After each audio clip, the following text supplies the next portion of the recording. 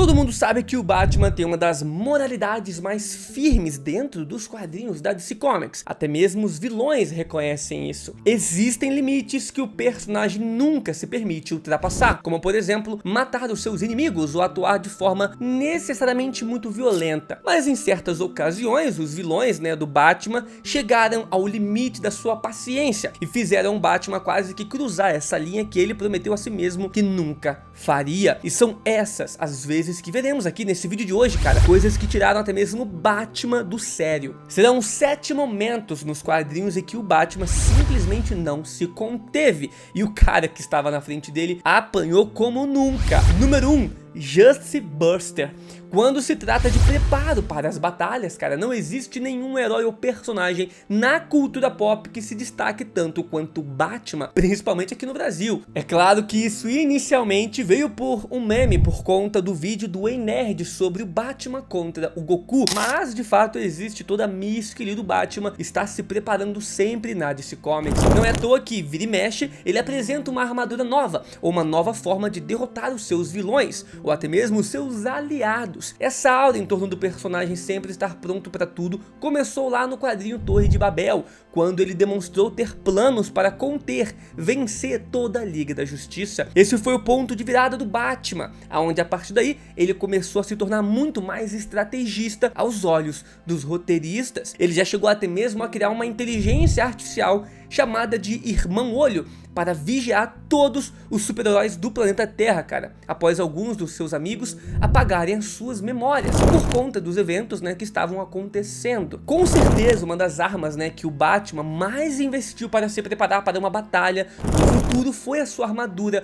voltada para toda a Liga da Justiça. O Batman falou que gastou nessa armadura mais do que países inteiros gastam em armamento militar, e incluiu coisas como relíquias antigas gregas para impedir a Mulher Maravilha, coisas mágicas, um sistema avançado para acompanhar a velocidade do Flash, um canhão magnésio em pó para segurar o Aquaman e tudo que você possa imaginar para impedir a Liga da Justiça, utilizando das fraquezas e vulnerabilidades dos poderes dos membros da Liga. Mas é claro que a principal batalha seria entre o Batman e o Superman, que o Batman foi bem criativo na hora de fazer essa armadura e não se segurou nem um pouco na hora de lutar contra o seu amigo, o Clark Kent. Ele criou manoplas com sóis vermelhos, miniaturizados para retirar os poderes do Superman, escudos de plasma para resistir à visão de calor e mecanismos para neutralizar a respiração congelada do Superman. Ele teve a oportunidade também de testar essa armadura quando a Liga da Justiça estava sendo controlada pelo gás do riso do Coringa. Porém, quando ele teve que enfrentar todos ao mesmo tempo, aí foi uma tarefa difícil demais, até mesmo para ele, e ele acabou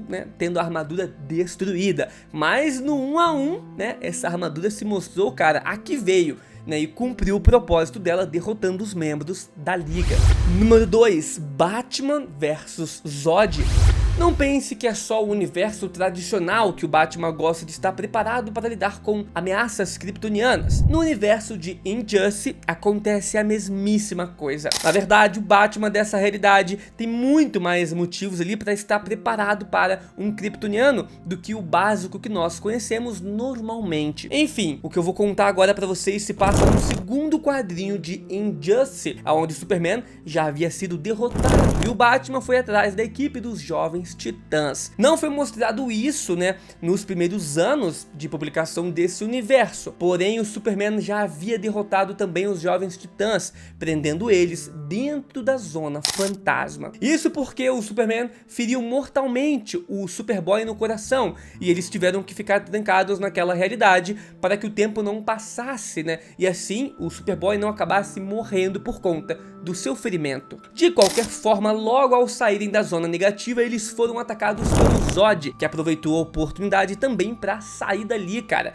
De cara, ele já mata o Robin Tim Drake e deixa o Batman completamente transtornado com a situação, já que, era o último Robin que havia sobrado e mais um membro da sua família que ele havia perdido. Então ele revela uma armadura que havia criado especificamente para encarar, o kryptoniano mais poderoso de todos, o Superman, e agora ele iria usar contra o General Zod. O diferencial da armadura é que ela conseguia aguentar os golpes de um kryptoniano sob o sol amarelo, mas também tinha uma toxina do medo misturada com kryptonita para afetar os kryptonianos, cara. A partir do momento que o vilão inala então esse gás, a batalha começa a ficar totalmente a favor do Batman. E o Zod então começa a levar uma verdadeira surra. Mas aí outros personagens começam a interferir na batalha, e o vilão então acaba sendo morto. Mas são outros 500 que não tem muito a ver com o Batman ali na situação. Mas assim, o Batman deu uma surra no General Zod.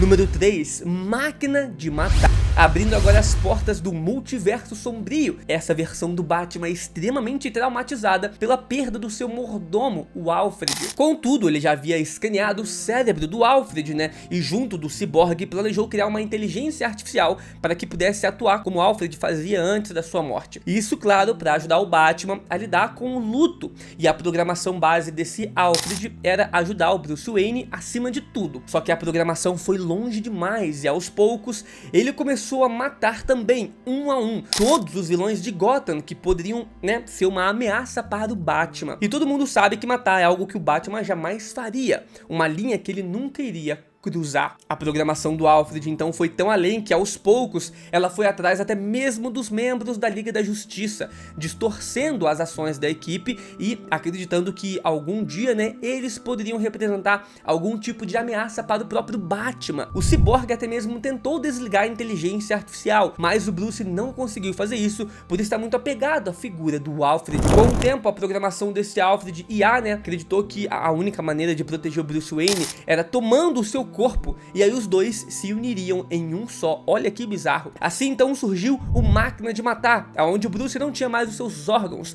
não sentia dor, estava completamente protegido, mas também era um assassino em série. No fim ele matou todos os vilões de Gotham e também todos os membros da Liga da Justiça, e o seu universo acabou chegando ao fim. Como acontece com todos os universos do multiverso sombrio, ele acabou sendo recrutado pelo Barbatos para se tornar um dos seus muitos cavaleiros e invadiu o multiverso, né, original, normal ali da DC.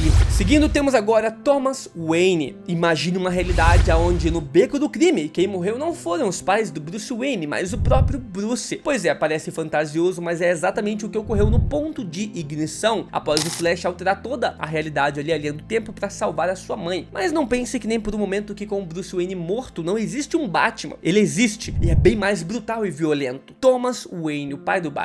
Apesar de ser mais velho, Thomas atua como Batman nas ruas de Gotham quase da mesma forma que o Bruce, só que com menos recursos tecnológicos, né, e com talvez ali o triplo de brutalidade. É comum vê-lo quebrando os ossos dos seus inimigos ou até mesmo ameaçando lançá-los de prédios altos para arrancar algumas informações. Esse Batman é muito mais violento do que o tradicional, o que faz sentido, pois ele viu coisas tão intensas quanto o Bruce também. Além de enfrentar a perda do seu próprio filho, a sua esposa Martha também acabou enlouquecendo e se transformando também no Coringa dessa realidade. Então, se o Bruce Wayne carrega traumas do beco do crime, o Thomas Wayne vive também com traumas dobrados, já que o seu maior inimigo também é a sua antiga esposa, cara, o que é bizarro de se pensar também.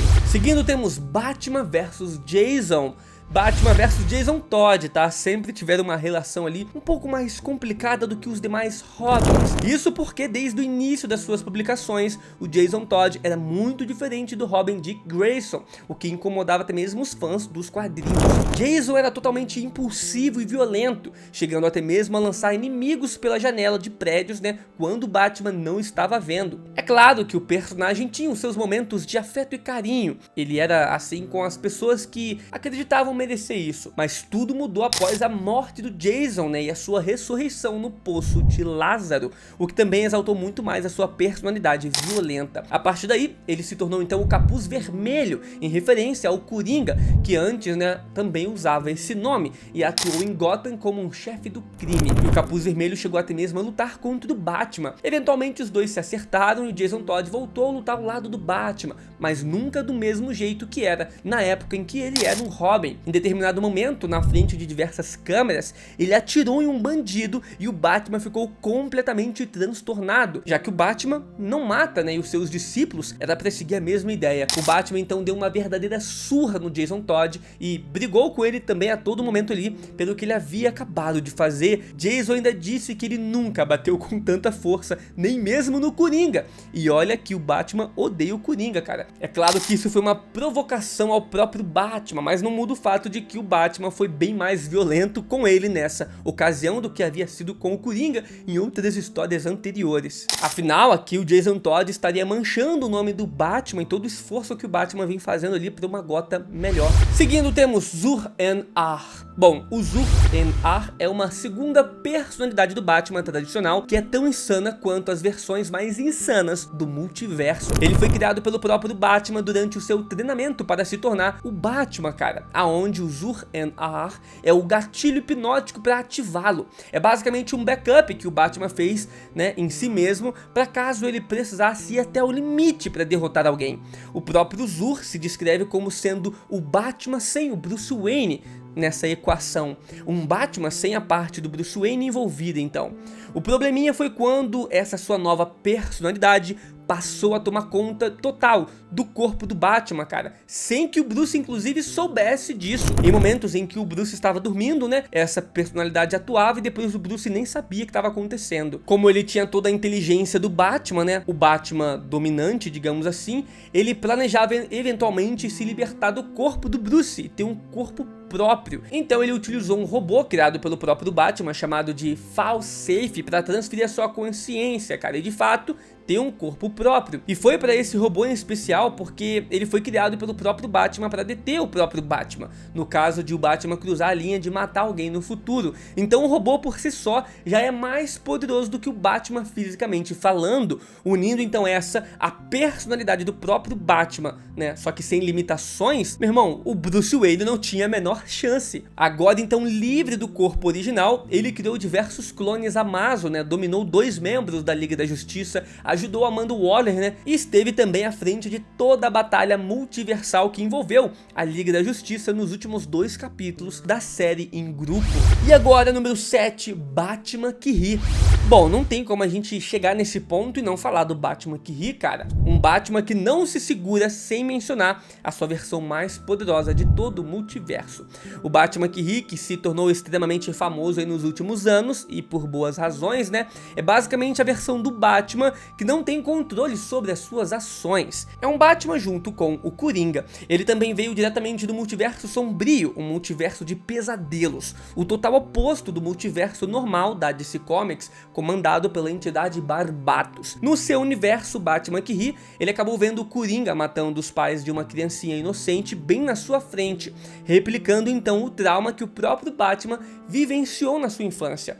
Essa então foi a gota d'água para o personagem, que acabou enfrentando o Coringa e quebrou o pescoço do Coringa ali, cara. Porém, isso fazia parte dos planos do Coringa, que ao ser morto, liberou um gás que transformou aquele Batman em uma versão do Coringa. Ele tentou avisar os seus aliados sobre o que estava acontecendo com ele, as modificações, mas já era tarde demais. Ele brutalmente assassinou todos os Robins que já estiveram sob o seu comando. Não apenas isso, ele também trancou o Alfred embaixo da Batcaverna, fazendo gradativamente enlouquecer para servi-lo no futuro. Ele prendeu a família do Superman dentro de uma sala com luz solar vermelha, para que eles também enlouquecessem, né, e acabassem tirando ali a própria, né, vida ali, o que também incluía a Lois Lane, cara. Essa versão é tão insana que ele matou todos os seres imortais do seu universo, e o Barbatos o valorizou tanto que o fez o seu general na missão de atacar o multiverso normal da DC. De todos aqui dessa lista, essa é com certeza a versão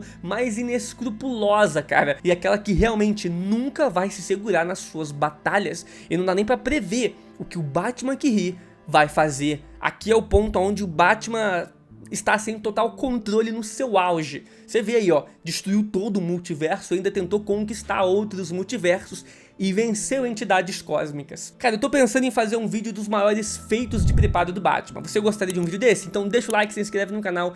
Eu te vejo no próximo vídeo, valeu!